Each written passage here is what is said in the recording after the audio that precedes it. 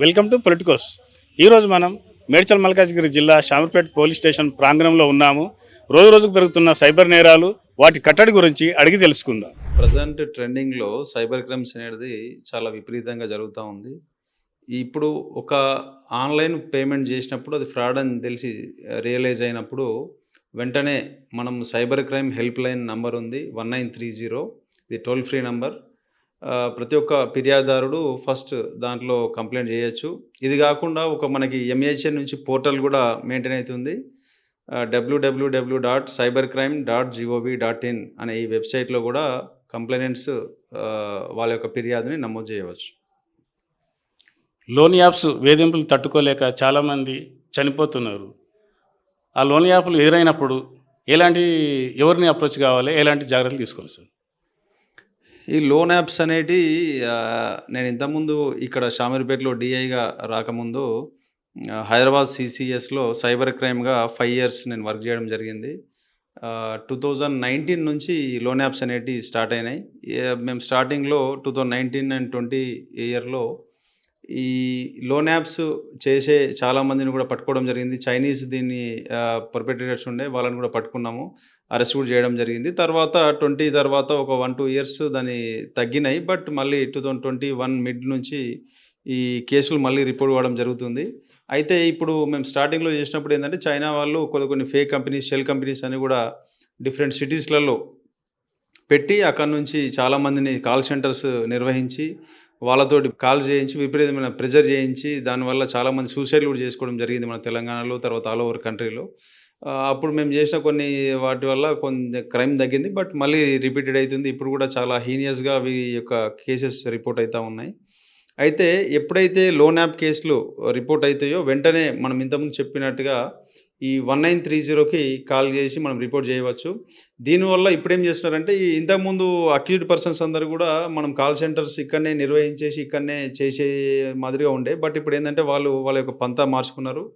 ఇప్పుడు ఈ call centres అన్నీ కూడా వేరే కంట్రీస్లలో ఈ శ్రీలంక, తర్వాత బర్మా, పాకిస్తాన్, తర్వాత చైనా, లేకపోతే ఇప్పుడు దుబాయ్ అక్కడక్కడ నిర్వహించి అక్కడ నుంచి ఆపరేట్ చేస్తూ ఉన్నారు. అందుకోసం ఎప్పుడైతే మనం ఈ లోన్ యాప్లో మనకి పర్సన్ కాల్ చేసి రిటర్న్ చేసుకుంటా వాట్సాప్ మెసేజ్ కానీ వాయిప్ కాల్ నంబర్స్ నుంచి కానీ చేస్తున్నట్టు కానీ లేకపోతే ఫోన్ నంబర్స్ నుంచి కాల్ చేసి రిటర్న్ చేసినట్టయితే వెంటనే 1930లో కంప్లైంట్ చేస్తే national cyber crime reporting portal NCRP పోర్టల్లో అది కేసు నమోదవుతుంది. తద్వారా ఏ నెంబర్ నుంచి అయితే కాల్ వచ్చిందో వెంటనే ఆ యొక్క నంబర్ని బ్లాక్ చేయడానికి, వాట్సాప్ కాల్ వచ్చినా కానీ వాట్సాప్ నెంబర్ని కూడా బ్లాక్ చేయడానికి మనకు అక్కడ మెకానిజం ఉంది. మనకు 1 డే నుంచి 2-3 డేస్లో ఆ యొక్క నంబర్ మనకు బ్లాక్ అవుతుంది. కాబట్టి నెక్స్ట్ ఈ క్రైమ్ కంట్రోల్ అయ్యే ఛాన్సెస్ ఉంటాయి. ఆన్లైన్ గేమింగ్ వల్ల ముఖ్యంగా విద్యార్థులు, యువత వాళ్ళ కెరీర్ను నాశనం చేసుకుంటున్నారు సార్. దీనిపై మీరు ఇచ్చే సలహా? ఇప్పుడు మీరన్నట్టే ఆన్‌లైన్ గేమింగ్ వల్ల యువత వాళ్ళు పాడు చేసుకుంటా ఉన్నారు. దీని గురించి చాలా మేము క్లాసెస్ చెప్పడం అంటే ఈ యూట్యూబ్‌లో వీడియోస్ మేము షేర్ చేస్తా ఉన్నాం. సైబర్ క్రైమ్స్ నుంచి, సీఐడీ నుంచి, తర్వాత సైబర్ సెక్యూరిటీ బ్యూరో నుంచి కూడా ఎన్నో విధాలైనటువంటి వీడియోస్ గానీ, తర్వాత ఈ పాంప్లెట్స్ గానీ డిస్ట్రిబ్యూట్ చేయడం జరుగుతుంది. ఎన్నో ఈ సైబర్ క్రైమ్‌కి సంబంధించినటువంటి వీడియోస్ కూడా మేము షేర్ చేస్తా ఉన్నాం ఆన్‌లైన్‌లో, ట్విట్టర్‌లో, తర్వాత ఫేస్‌బుక్‌లో. ఈ ఆన్‌లైన్ గేమింగ్ బారిన యువత పడుతున్నది వాస్తవమే. కానీ దీనికి ఇప్పుడు నిన్న మొన్న పేపర్‌లో చూసినప్పుడు కూడా ఇద్దరు యువకులు దానివల్ల అప్పులు ఎక్కువై అంటే చాలా నష్టాన బారిన పడి సూసైడ్ చేసుకోవడం జరిగింది. అందుకోసమని యువత దీనికి దూరంగా ఉండాలి.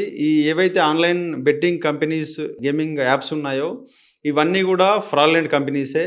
ఏ కంపెనీ కూడా ఆన్‌లైన్ గేమింగ్ కంపెనీ మనకు ప్రాఫిట్స్ ఇయ్యదు. మనకు అది ల్యూర్ చేయడానికి స్టార్టింగ్‌లో ప్రాఫిట్స్ వస్తున్నట్టు నమ్మబలికి తర్వాత మనం ఎప్పుడైతే హై ఇన్వెస్ట్‌మెంట్ దాంట్లో చేస్తామో దాంట్లో మొత్తం పోగొట్టుకోవడం జరుగుతుంది. వాళ్ళు ఏందంటే ఈ నంబర్ గేమ్ తోటే వాళ్ళు ఈ ట్రిక్స్ ప్లే చేస్తూ ఉంటారు. ఎప్పుడైతే మనకు ఆశ చూపెట్టడానికి స్టార్టింగ్‌లో మనకు గెలిచినట్టుగా కొన్ని అమౌంట్ వస్తాయి. తర్వాత వాడు మనల్ని దాంట్లోకి అట్రాక్ట్ అయ్యేటట్టు చేసి తర్వాత లాభాలు వస్తున్నాయని నమ్మించి దాంట్లో చివరికైతే మనతోటి లాసెసే ఇన్కర్ అవుతాం. కాబట్టి ఎటువంటి లోన్ యాప్స్ జోలికి పోకుండా యువత వాళ్ళ చదువు మీద, తర్వాత వాళ్ళ కెరీర్ మీద దృష్టి పెడితే వాళ్ళకి తర్వాత వాళ్ళని కన్న పేరెంట్స్ వాళ్ళ తల్లిదండ్రులు కూడా హ్యాపీగా ఉంటారు. ఎట్టి పరిస్థితులలో కూడా ఆన్‌లైన్ గేమింగ్ కంపెనీల జోలికి వెళ్ళకండి. ఆన్‌లైన్ లోన్ యాప్స్ జోలికి వెళ్ళకండి. ఎందుకంటే ఇవన్నీ కూడా మన కంట్రీలో కాకుండా వేరే కంట్రీలలోనే ఆపరేట్ అయితాయి. మన తెలంగాణ గవర్నమెంట్ కూడా దీనికి స్ట్రిక్ట్‌గా మన ఆన్‌లైన్ గేమింగ్ అనేది మన స్టేట్‌లో కంప్లీట్‌గా లేదు. దానికి మేము ఎక్కడ జరిగినా గాని కేసులు కడతా ఉన్నాం కాబట్టి వేరే కంట్రీస్‌లలో వాళ్ళు వేరే జియో లొకేషన్‌ని వీళ్ళతోటి చేయించి అక్కడి నుంచి ఆడినట్టు చేస్తా ఉన్నారు. ఎట్టి పరిస్థితులలో కూడా ఈ యొక్క ఆన్‌లైన్ యాప్స్ జోలికి వెళ్ళకండి.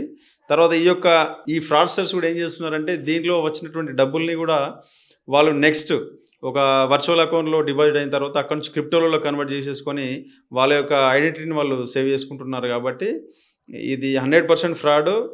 గేమింగ్ యాప్స్ జోలికి 100% వెళ్ళకండి. రోజు రోజుకు సైబర్ క్రైమ్స్ కొత్త పుంతలు తొక్కుతున్నది. దీన్ని మీరు ఎలా అరికడుతున్నారు సార్ మీ డిపార్ట్మెంట్ ద్వారా? మీరన్నది వాస్తవమే.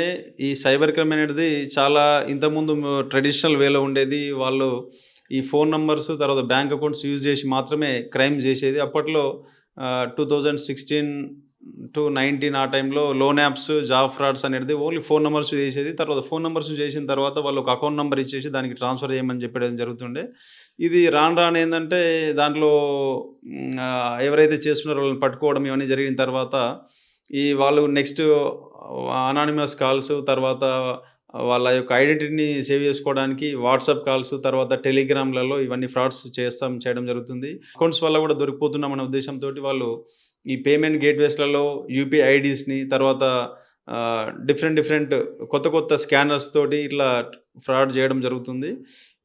ఏవి చేసినా కానీ ఫ్రాడ్స్టర్ అనే వాడిని పట్టుకోవడం జరుగుతుంది. కాకపోతే ఇప్పుడు మనకు ఉన్న ఛాలెంజింగ్ ఏంటంటే వాళ్ళు ఇక్కడ మన ఇండియాలో కాకుండా వేరే దేశాల నుంచి ఆపరేట్ చేస్తున్నారు కాబట్టి కొంచెం మనం పట్టుకోవడము ఇబ్బంది అవ్వడం సందర్భంలో మనం ఏంటంటే ఏదైనా కంప్లైంట్ మనకు రిపోర్ట్ అయిన తర్వాత అంటే మనం ఎప్పుడైతే అఫెన్స్ జరిగింది ఫ్రాడ్ అయింది మనతోటి అని చెప్పినప్పుడు వితిన్ 1 అవర్ లోపల ఆ యొక్క కంప్లైంట్ని 1930లో మీరు రిజిస్టర్ చేసినట్టయితే మనం పోగొట్టుకున్న డబ్బు 99% మనకు రిటర్న్ అయ్యే స్కోప్ ఉంటుంది. ఎందుకంటే ఎప్పుడైతే 1930లో కానీ cybercrime.gov.inలో మనం కంప్లైంట్ రిజిస్టర్ చేస్తామో ఆ కంప్లైంట్ రిజిస్టర్ కాగానే ఏ అకౌంట్స్కి డబ్బులు ఫర్దర్గా ట్రాన్స్ఫర్ అయినాయి ఇవన్నీ కూడా మేము చూసుకున్న తర్వాత నోడల్ ఆఫీసర్స్ అందరూ కూడా దీంట్లో ఉంటారు.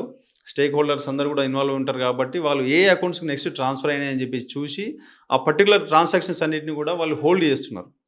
ఇట్లా హోల్డ్ చేసుకోవడం వల్ల ఈ యొక్క 1 అవర్ అనేది గోల్డెన్ అవర్గా మేము ట్రీట్ చేస్తున్నాం. ఈ 1 అవర్ లోపల మీరు కంప్లైంట్ రిజిస్టర్ చేసినట్టయితే 99% మనకు బ్యాక్ వచ్చే ఛాన్సెస్ ఉంటాయి. కాబట్టి ఎప్పుడైతే మీరు రియలైజ్ అవుతున్నారో ఫ్రాడ్ గురించి వెంటనే 1930 లేకపోతే cybercrime.gov.in అనే వెబ్సైట్లో మీ యొక్క ఫిర్యాదుని రిజిస్టర్ చేయండి.